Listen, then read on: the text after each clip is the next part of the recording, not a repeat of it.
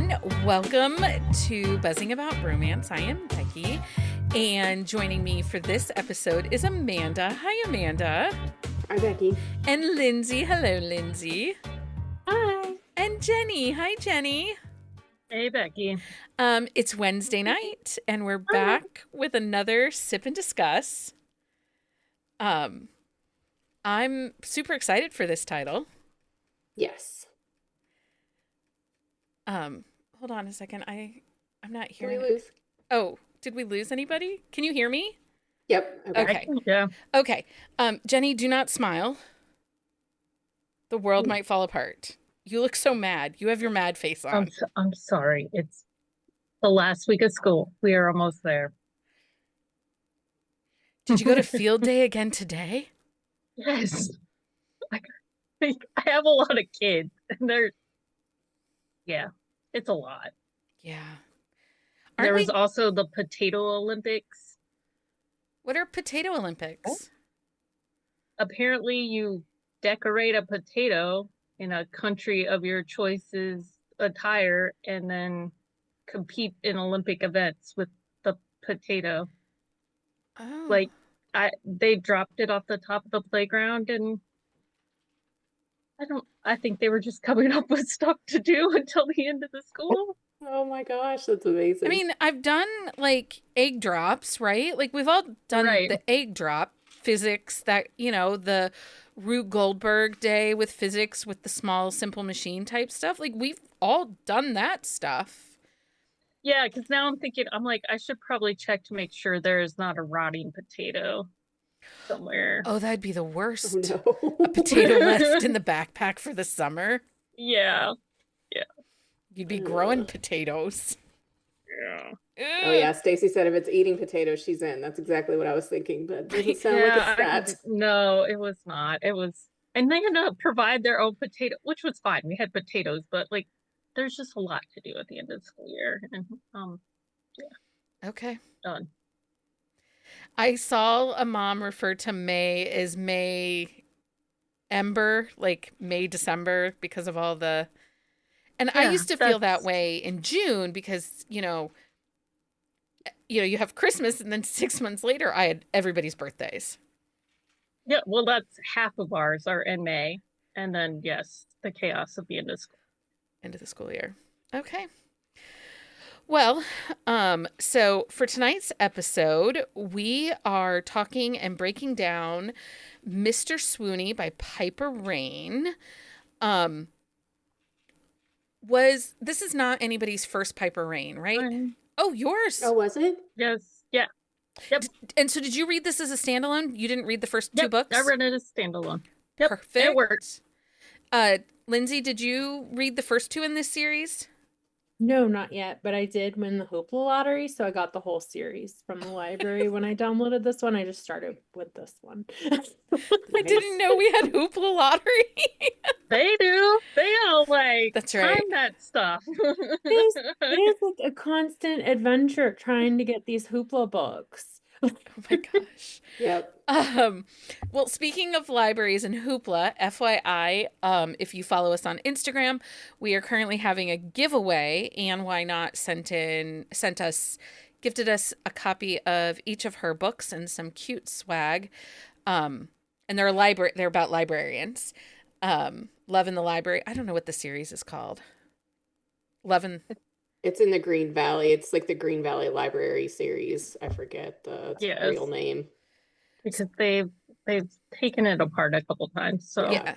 Well, anyway, those are over on our Instagram. That will be until next Tuesday in June. So, okay. So who wants to give us the details of Mr. Swoony by Piper Rayne?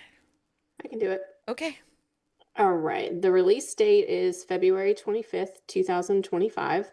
The tropes are hockey, runaway bride, close proximity because they're roommates, instant connection, friend group, slow burn. The series name is The Nest. This is book 3.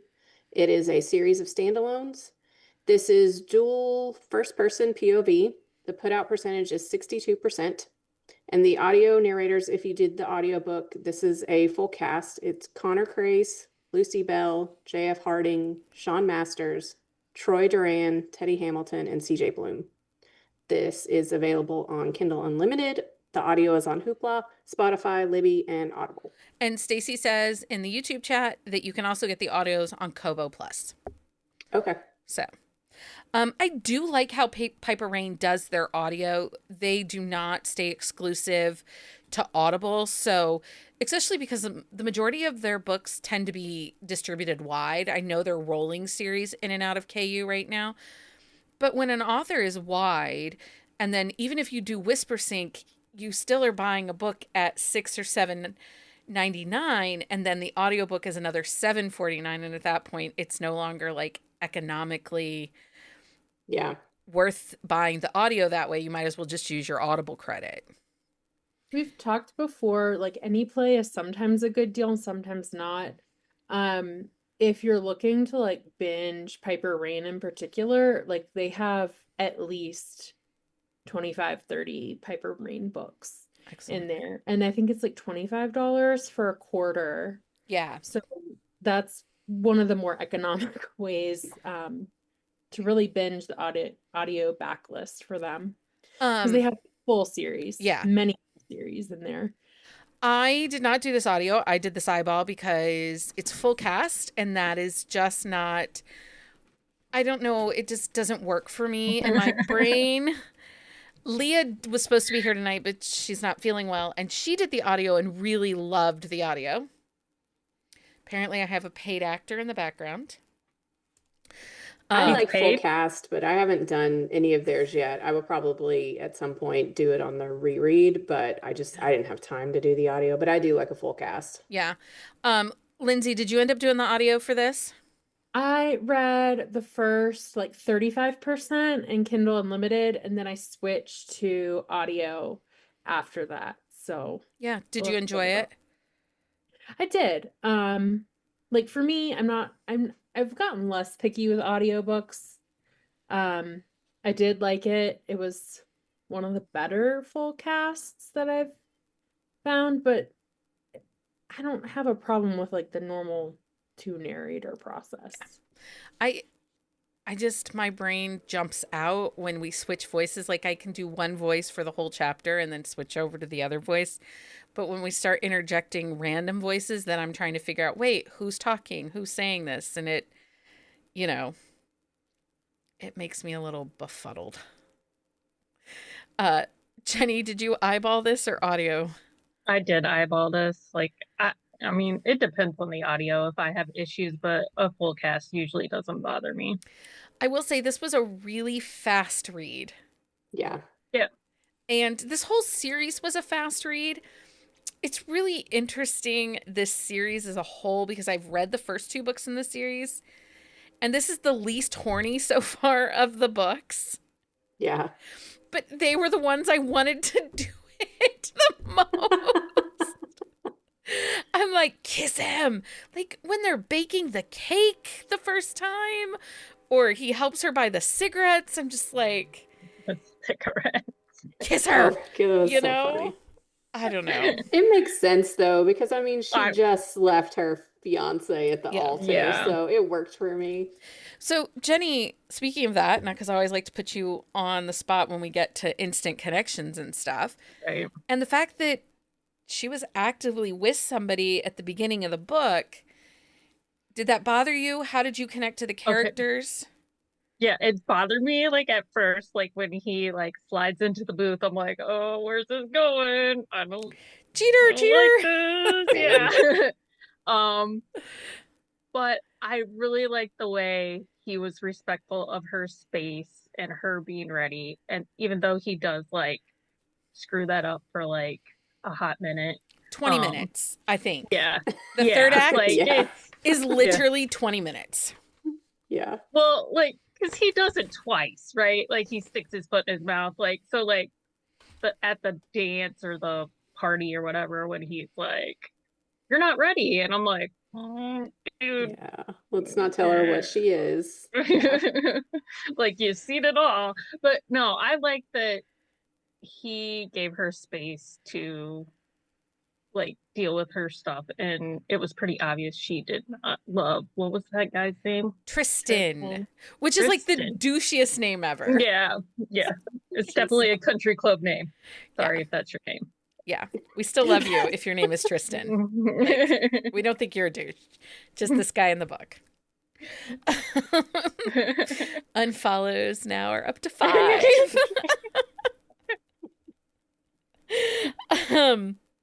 So overall, I felt like this book was really cute. I did feel it was a unique way to do kind of the runaway bride a little bit. Yeah, I thought it was, I was worried that I was gonna be annoyed that he kind of stopped the wedding, but the way they did it with him being kind of drunk and getting influenced by the younger players, like I thought it was funny. I love that they're called the chipmunks. Yes. But see, I felt like that was so typical, right? You get drunk and then there's this group of chirpies, chipmunks in your ear saying, do it, do it. And he's like, I'm doing it. And then it's really interesting because Lindsey and Jenni read this as standalones. You and I've read the first 2 books. I felt like Tweety would have been a chirper. Yeah. And then he was trying to be the voice of reason. And I think he's having a crisis, though. You can tell he's having a crisis. Yeah. Okay. Well, he comes in late. Like, they're already, like, got the Uber, and he's like, wait, what are you doing? Right. And then he's like, well, if it's going to happen, I might as well see it. He doesn't even realize what's going on until they get to the wedding. Like, he's just in the car, like, what's happening? Like, so I have to ask you, Amanda, because the way that Tweety acts in the other 2 books, I thought he was one of the younger guys on the team. No, they talk about in the earlier books that he's older because he came from Florida, which I didn't I read a couple of the Florida books, but I didn't read all of them. Yeah. But he was around for most of those books, and I guess he's been in the league for a while. So yeah, no, but I guess I think maybe the story is that like he had like a serious girlfriend, and then after all that all went to crap, he kind of like turned into this like fuckboy. Yeah. Well, and I think that's it. He comes off as a fuckboy in those first 2 books, and you had the daddy character from Mr. Heartbreak, which was book 2, and I just assumed because he was the dad, he was the oldest guy on the team, that he was the most mature. He was often the voice of reason, and Tweety was never the voice of reason. Yeah, no, I think it's just because he was a dad is where the whole daddy thing came from, but yeah. So let's talk about our hero, Connor. We'll start with Connor and then we'll go to Eloise. He is... I liked him. He definitely was your very typical squishy cinnamon roll, pleasing of a hero. I liked him. Yeah, I felt like they took Mr. Swoony to heart. Like the title was like, okay, how swoony can we make this guy? Yeah. Yeah. And, he has his own baggage. His mom cheated. He saw that. He's had this lifetime of kind of being objectified. But at the end of it all, he just is genuinely this really nice guy. So what'd you think of him, Lindsey? Did you love him? I did love him. Well, I wanted him to get her a puppy. You wanted him he does in the bonus list, and that was my only complaint. And I think you're doing it's in the bonus. If you're only I didn't get there. I cut off like right before the end, but I was like, where is the damn puppy? Like it's on the bucket list. Like, who doesn't want a puppy? I really liked the way he handled things. I liked the way that like he didn't really push her in the beginning to like be romantic, like at the bachelorette party when they met. I thought like him helping her cross a list off the bucket list was fine. And I also think like once you learn I do not like cheating and I don't like instant connection, but I do really like how they handled the bucket list element. Like the fact that he saw she hadn't crossed anything off, and one of them being like this woman about to go get married hasn't even crossed off the fact that like she's never been in love. I think like that was kind of the green light for him and a lot of his behavior. Yeah, and I think for me too, in my brain a little bit, like that lets me know like right away, like she's not in it with this guy. Like I'm just waiting for him to go away. Like, well, and as soon as she starts talking about her dad and trying to please him and those connections, and I know that resonated with you, Jenni, like, like she just kept trying to be for him, to be for the grandparents. She just never felt good enough. And then there was Tristan, and with her grandfather or with her dad passing, she just didn't know how to get out. And I think that was the green light for me. Like, okay, you should have had sex right on Tristan's bed. I think he was also symbolic of the world. Like Tristan was symbolic of the world that her dad lived in, and like she never seemed to feel like she was a part of that. And I think like having lost her dad, it was extra hard for her. Yeah. To let go of that, because it wasn't just letting go of a guy she doesn't really love. It was letting go of like the last connection to her dad, especially with like how things go down with her grandparents later on. Yeah. Well, in a piece of the world that she desperately tried to be a part of. But then you find out as the story goes on, you find out how he tried to change her and mold her. Don't do that. It's a waste of time. Don't do that. It's stupid. Why would you do that? You're better than that. And it was just, I really like her. Eloise, she's a people pleaser. I really connected with her. I did struggle a little with Connor because he just felt too perfect. Like, especially those of us that had read the series, we know that the girls at the nest leaving the signs, leaving the notes is annoying.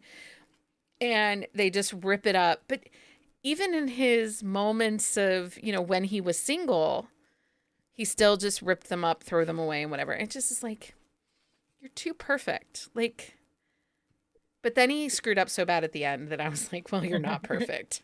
Yeah, I mean, I appreciated that he stuck his foot in his mouth a couple of times to give him that level of not perfect. I think the only thing with him that I wanted more of is I thought that the issue with his mom cheating was going to play a little bit more into this book because it was such a big deal in his sister's book. Yeah. And, they kind of had, he kept that a secret from the first time, and then he felt bad because his sister ended up catching her in her book. And I thought that was going to be a little more of like part of the plot in this one. I mean, it didn't make or break it for me, but I was expecting it. That is, I think, a Piper Rayne trait in their writing. Their books don't tend to get too deep into a lot of those issues. Like they'll skirt over a lot of like past trauma and things like that. And it's very like light. Sometimes they don't tie off loose ends. I mean, most of the time they do, but it's not always like a satisfying. There's no depth to it. I'll say that. Like it's a very light surface level type read, like because they don't dig more into like the past trauma or like those kinds of issues. It's kind of a trait of their writing that it's more like light and surface level. There is definitely, I would say, a vibe to this series. Like it is fun. It is flirty, especially after those first two. Their chemistry is really good. But actually, I think this works. I didn't need serious. And Jen Ellen says in the YouTube chat, I like an edgier character. I think I just needed him. It's kind of like where you see the guy wearing the perfectly pressed white pants and you just want to put a little mud on him or like some Cheeto dust on the side. Do you know what I mean? Like you just want a kid with a muddy handprint to walk up and see how he handles it. Oh, yeah. Okay. I can, yeah. Do you know what I'm saying? Like, yeah. He was so perfect. His muddy handprint. He what? I think she was his muddy handprint because like he knew that he was attracted to her. He knew that they had a connection. He didn't really know how to handle it. And then like when things got challenging or like moved outside of the box of familiarity for him, like with the situation with Lila, like, and he starts messing up, like he kind of like the first real opportunity for conflict in the relationship, he just really drops the ball hard and face plants hard. Yeah. So I felt like a lot of his swooniness aligned with like the fixer character of him. But then like he was definitely not perfect because that was a big mess up. Yeah. Especially when he like puts the picture in his like underwear drawer. I'm like, dude, like of all the places, like maybe think again. Oh, Oliver. Sorry, he's getting in the trash can. I can see him out of the corner of my eye. Everyone's gonna be like, "What are you doing?" Sorry. Okay, so I need to talk about. Sorry, everybody. I need to. Now he's hiding behind me because he doesn't want to get yelled at. Just so you know, we are real. This is not AI created because the time we were doing a quick shot or something, or maybe a full episode, and I like screamed in the episode because a bug ran on my foot. Yes. Like years ago. Okay, so I want to talk about the bookstore moment. Oh, yes. So, first of all, in that moment, every book that she picks up that they're talking about are Piper Rayne books or P. Rayne books.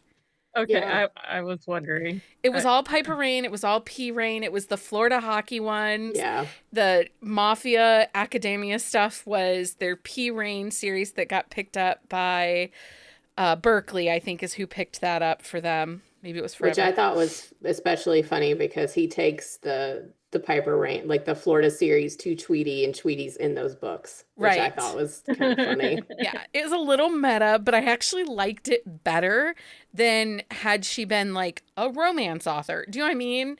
Yeah. Like, I liked those Easter eggs more than when, you know, oh, they're my favorite author kind of stuff. Like, I just felt they were funny. Yeah, I like how he was like geeking out over the hockey romance, like the thing. Oh, right. Yeah, like asking like a stranger, like, oh, and she's just like, dude, like, which I would have to say if I was at the bookstore and some guy was like, was this a thing? I'd be like, yeah, like, just read it yourself, dude. Like, Jenny'd have the bear spray out and be like macing him and being like, you're a creeper, don't talk to me. Which is very interesting because here's a tangent. I actually saw a TikTok earlier this week of a girl that was at the bookstore watching a guy try to hit on a young girl, and she was totally creeped out by him. So, like, if you're in a bookstore and you see a dude trying to hit on a girl, go save her.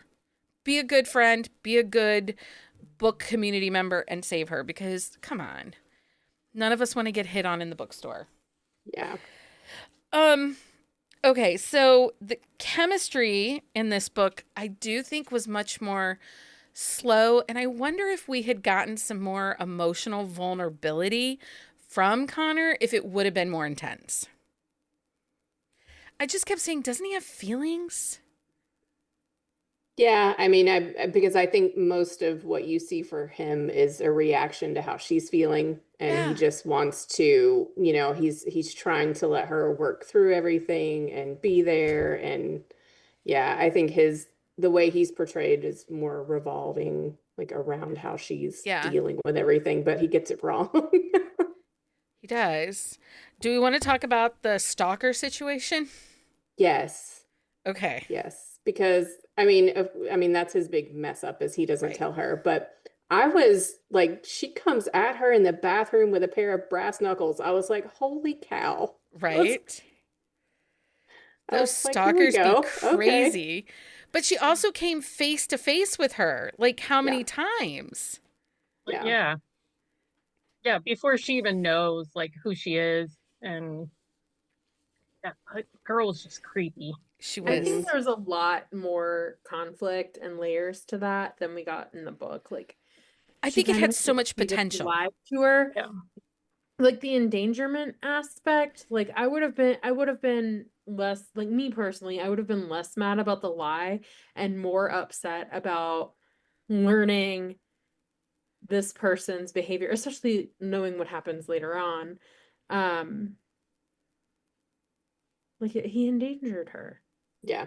That's a big mess up. Yeah, he wasn't as much of a protector as you would have expected with him having a stalker. And I just feel like it had potential that just I didn't think deliver. that's a good point because he seems so much more worried about like losing her than like protecting her, like you said, like Yeah, he's not 'cause processing. like he flips out like before a game, like I'm gonna lose her, and I'm like, dude, maybe you should talk to her. Yeah. And the stalker stuff could have come off.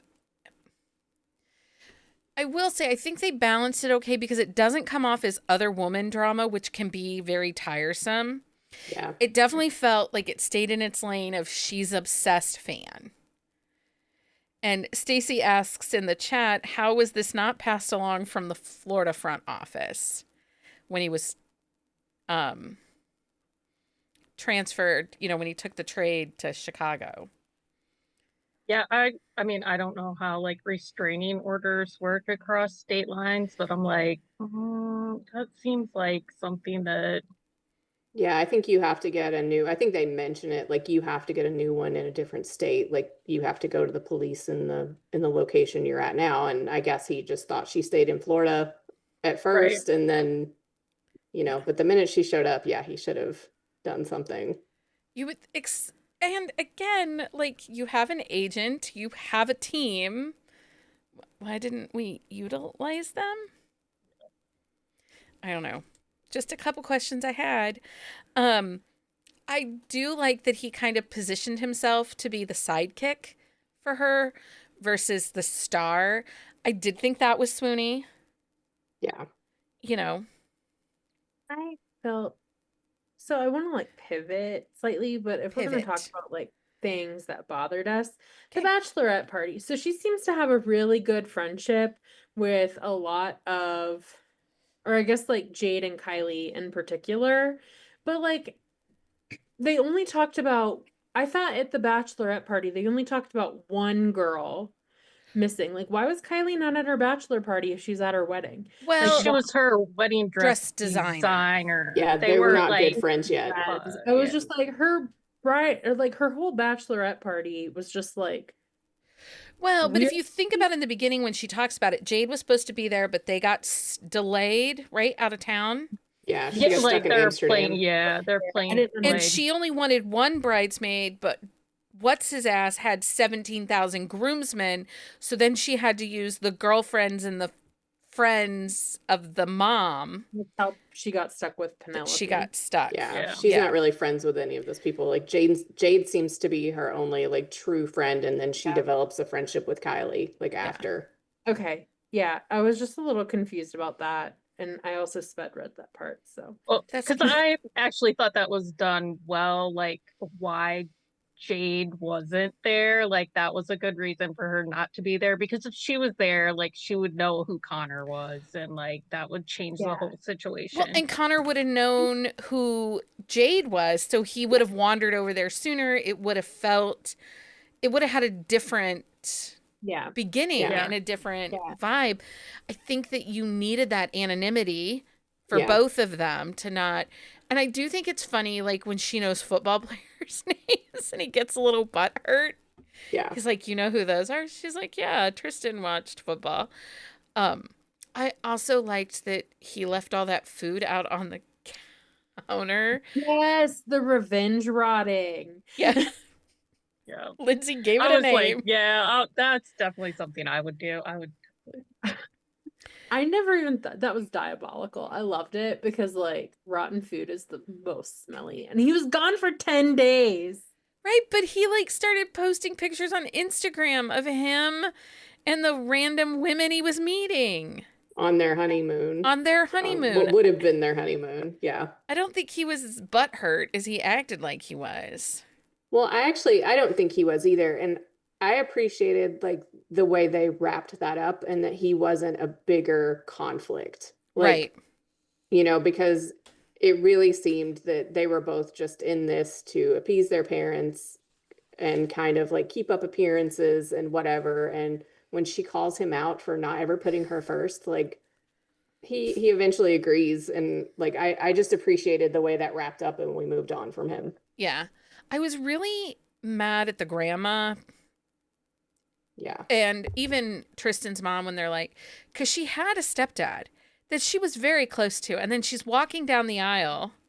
Yeah. And I don't even think she would have gotten down the aisle had he been there walking her down the aisle. I think that he would have been like, you don't have to do this. And because he had a way with her, right? Yeah.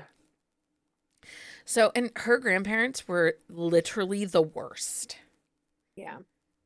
They were. I know her grandparents. What'd you say, Jenni? I said, I think I might know her grandparents.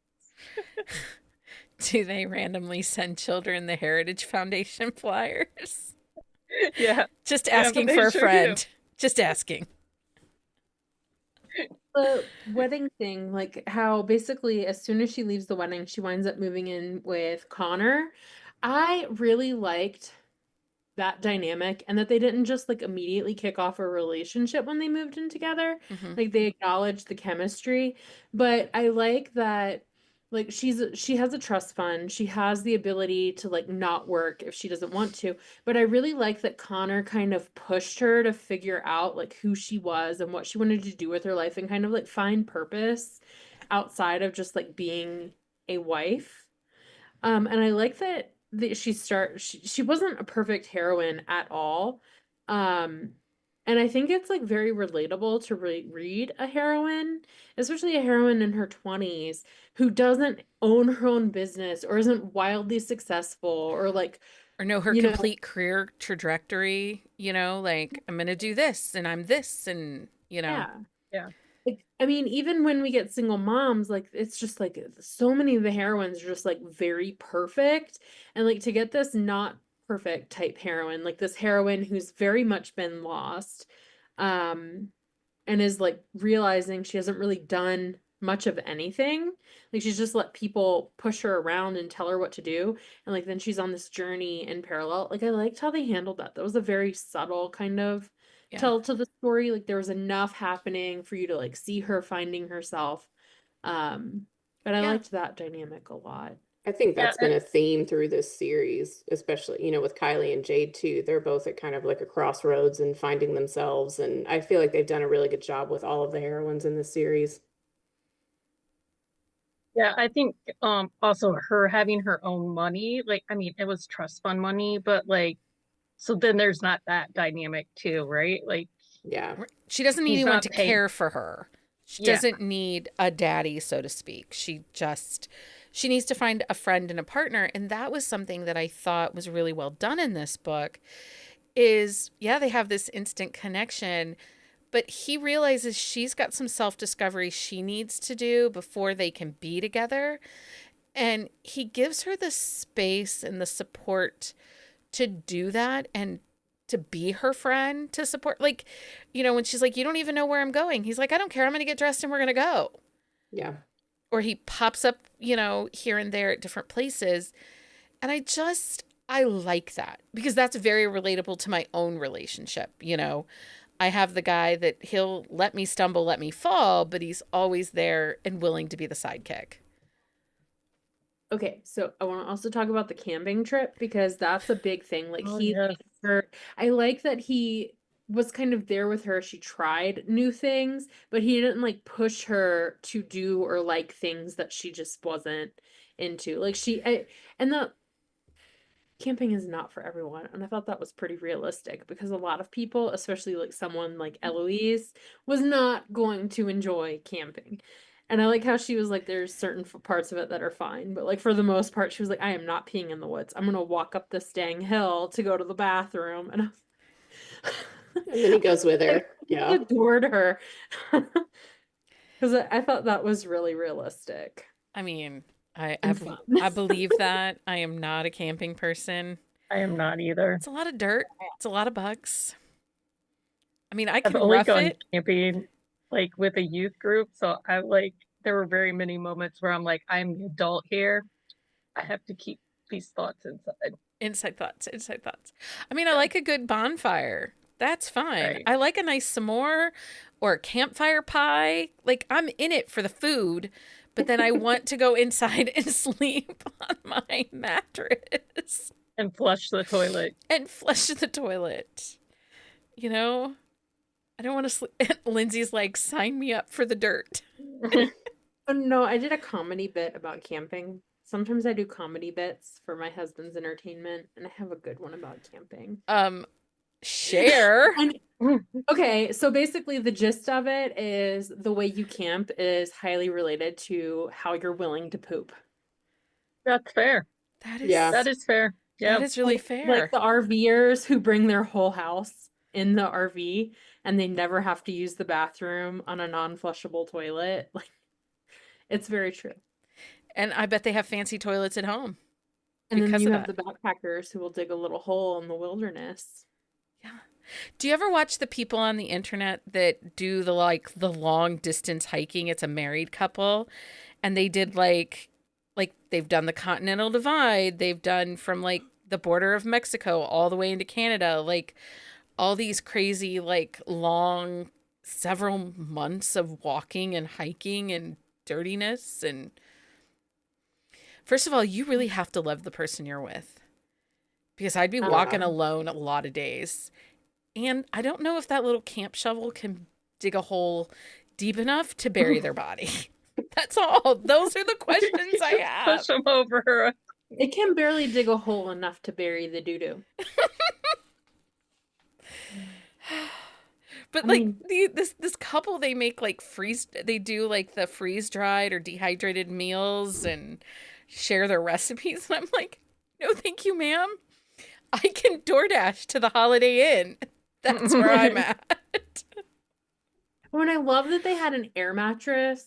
Like, I loved how bougie their camp was, and she still hated it.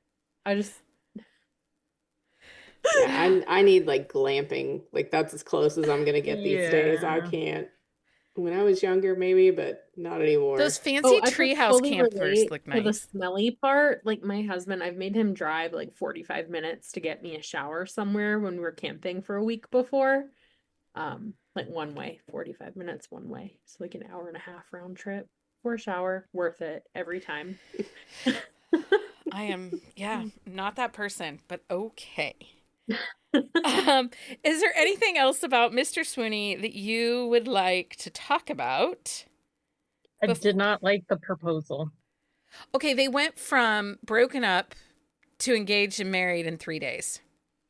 Yeah, I hate that. I also felt like it was way too quick. I felt like they needed a happy for now ending with the pace of the story. I don't feel like a HEA, like a solid HEA, really fit with the timeline of the story for me.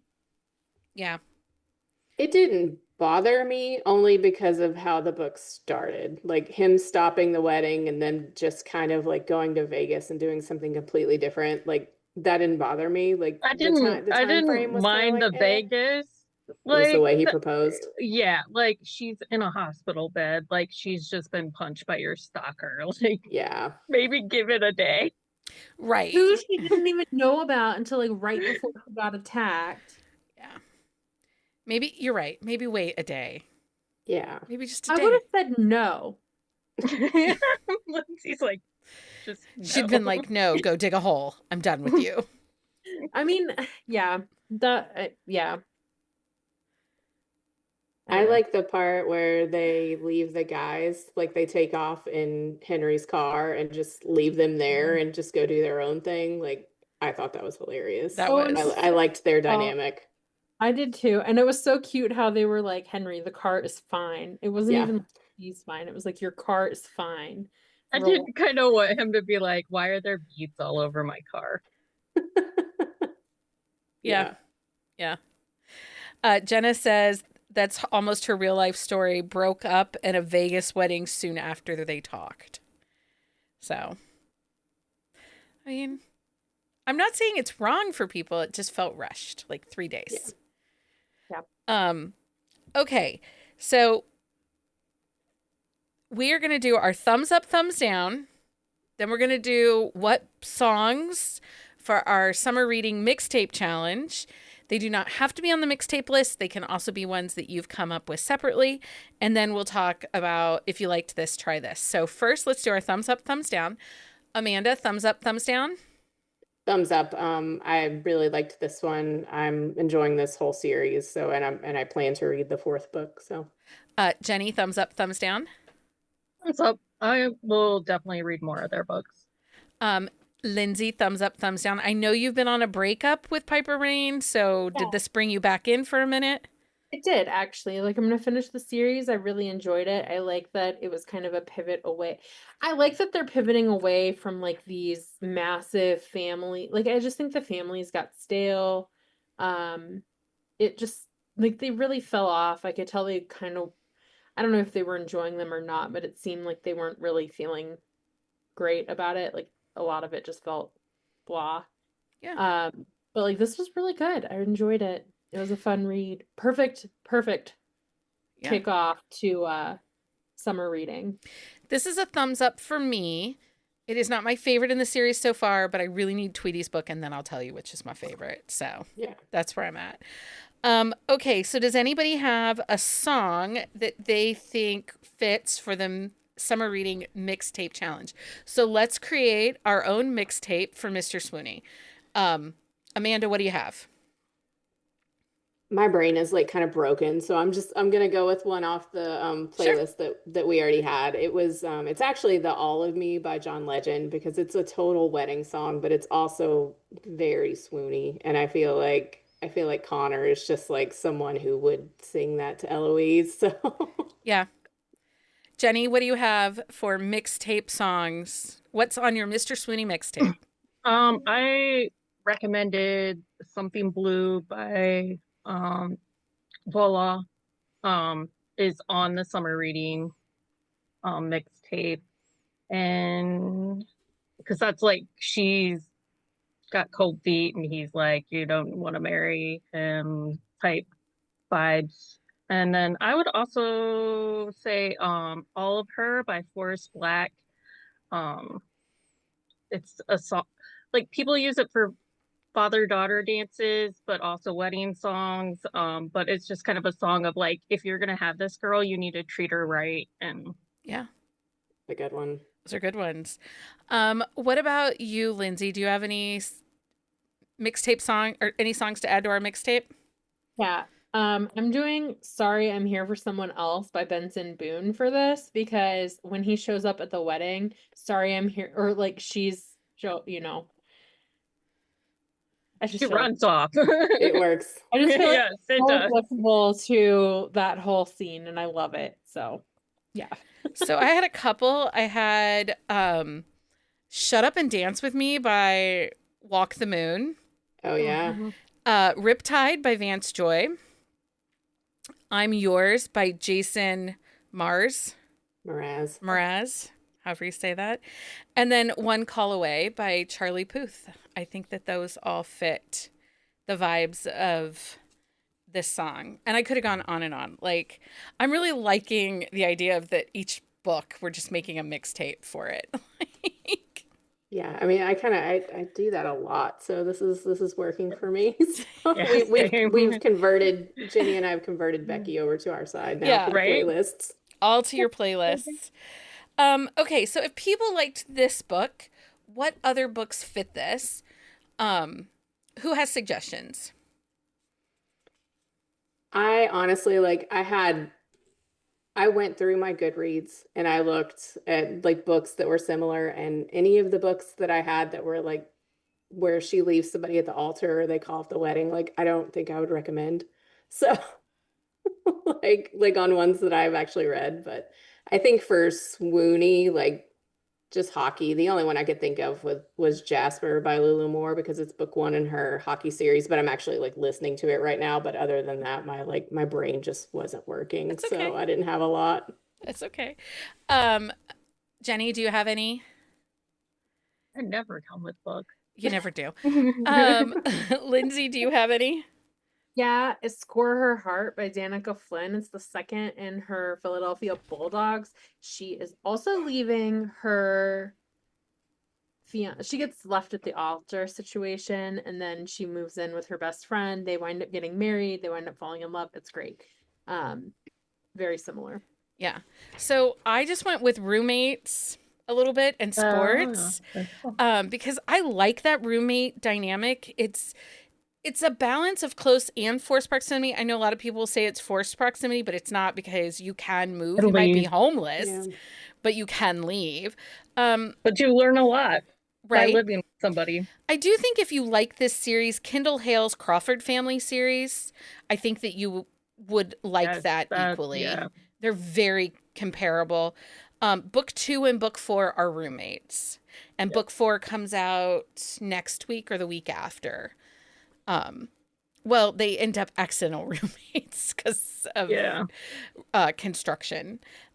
Cross the Line by Kelly Jamieson. She ditches her fiance and moves in with her brother, who is a hockey player, and his roommate. And she falls in love with the roommate. Hot Shot by Kristen Callahan. Again, roommates. Leave Me Breathless by Carrie Elks. It's part of Winterville. She breaks up with the boyfriend that has all the family expectations. Like her family wants her to marry him. She breaks up, moves in with her brother's best friend, and lives with him and then becomes, falls in love with him. Man Candy by Vanessa Vale. He's the hockey player. She has to move in with him because a tree fell on her house. I didn't think about that one. Game On by Danica Flynn. They're roommates. It's kind of single dad, guardian, nanny kind of setup. And then Hitting the Goal Line by Jocelyn Soto. They're roommates, friends to lovers. He's a hockey player. Okay, yeah. And it's messy. It's definitely angstier than this. Yeah, a lot. But it's similar. There's some similarities. Yeah, I should have gone roommates. Yeah, I was like, man, I didn't. Hate to Date You by Monica Murphy. They move in together and they're roommates by accident, and she hates him. Her family loves him. She's got this big, noisy, boisterous family that's in all her business. Against the Boards by Danica Flynn. Again, she moves in with her brother because she's broken up with her long-term girlfriend and moved to Philadelphia. And her brother's gone for the summer, and she falls in love with her brother's roommate and best friend. And then Double Pucked by Lauren Blakely. Again, she moves in with them. They're hockey players, and that's MFM, romance. So, yeah, I went roommates and sports. Sorry. I guess I should have sent a message for book That was smart. It probably would have that was smart. It was. Well, we've given so many wedding recs, right? Like, we have the wedding episode. Yeah. This is the 4th book that we've done that's wedding. We have the next book that's also still wedding. So, and last week with that one, I tried to look at it a little differently, go with kind of that forced proximity of a car ride. So this one, I'm like, well, what's sports and roommates where they fall in love? Because I think that was one of the big dynamics in this, right? Yeah. Yeah. I mean, it pushes them to move the relationship quicker. Yeah. Yeah. So anyway, those are my book recs. You can find them listed on buzzingaboutromance.com and are on the shelf show notes for this episode. So that's it for tonight. Sip and Discuss. Thank you for hanging out with us as we swooned over Mr. Swoony by Piper Rayne. Because let's be honest, who isn't a sucker for a charming hero and heartfelt moments? I mean, we even won Jenni over in an instant connection romance. So they did something right in this book, right? And Lindsey wasn't too grumpy. For one. And it's really bad when Jenni's the sunshine and Lindsey's the grumpy one. Do you know what I'm saying? Perspective. We'll be back Sunday night, 9 p.m. Eastern Standard Time, with a brand new discussion to kick off our summer reading. We are starting with Sapphic Summer. So get ready for some truly stunning queer romance wrecks all about women loving women. And don't forget, next Wednesday's book is Bad Wedding by Elise Faber. This book has a little bit of suspense. It's drama. It's chaos. I think you all will like it. This series is complete standalones. I did have someone message me and they're like, do you know there's like 15 books in this series? And I'm like, they read individually. Okay. We're going to see. 1,000%. Amanda's like, well, I will let you know. Well, particularly this one. Anyway, it's also, she's a baker. So. Oh, I love that. I knew. See? I gotcha, friend. Anyway, thank you everyone for joining us. Thank you guys for reading Mr. Swoony and hanging out with me tonight. Thanks for having us. Until next time, everybody, happy reading. Find us on Instagram at buzzingaboutromance or on Twitter at buzzingromance. If you like the podcast, please leave a review. If you'd like to support us directly, join the Bookcase and Coffee Patreon and receive exclusive content only available to Patreon members. Check out bookcaseandcoffee.com for our on-the-shelf show notes.